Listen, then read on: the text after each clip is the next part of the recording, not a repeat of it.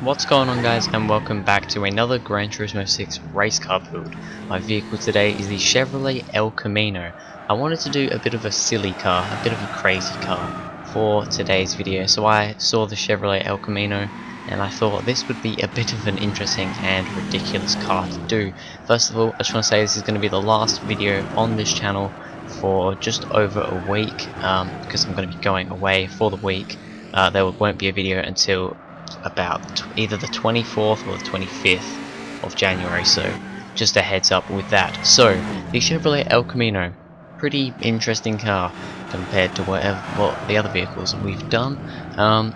Power in this car now, 593 brake horsepower, which makes it one of the most powerful cars we've had.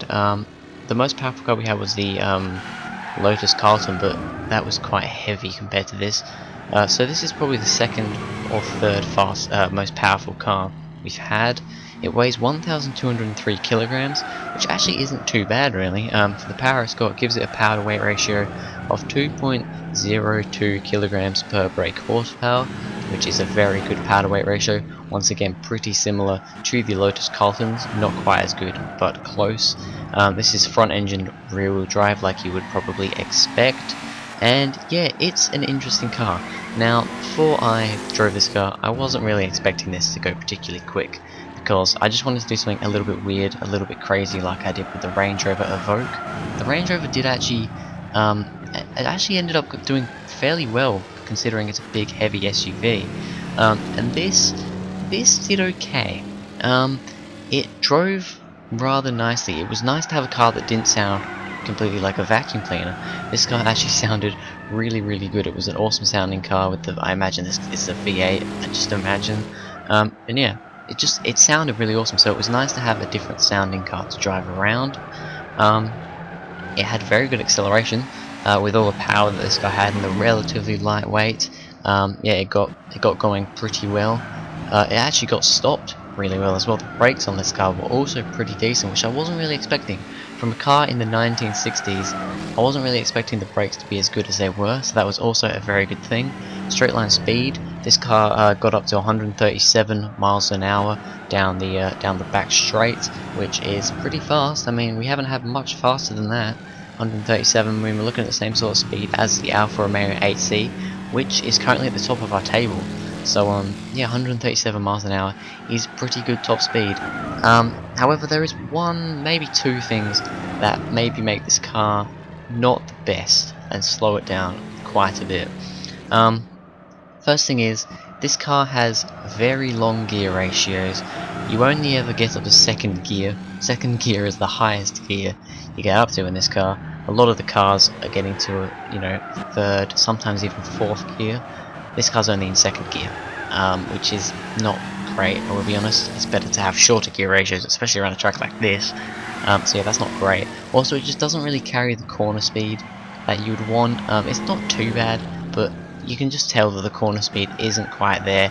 You're having to, even though the brakes are very good, you have to brake quite a lot of the corners, because I think it's because it's such a long car. It takes quite a bit for it to get turned into the corner, which is to be expected. But all around though, it's quite a nice car to drive, and it was pretty damn fun. So now I'm going to go on to the final lap in first person cockpit view, so you guys can enjoy that.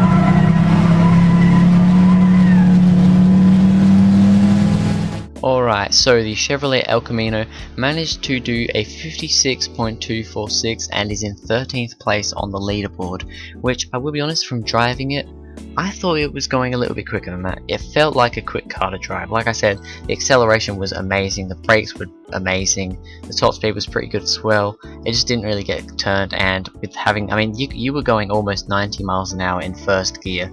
Pretty ridiculous, but yeah, I expected this car to maybe go a little bit faster than it did, but a 56.2 puts it into 13th place. I mean, the rough RGT is faster than that, it's faster than the Mustang, and it's faster than the Audi TTS. Apart from that though, it's, you know, it's slower than the Subaru.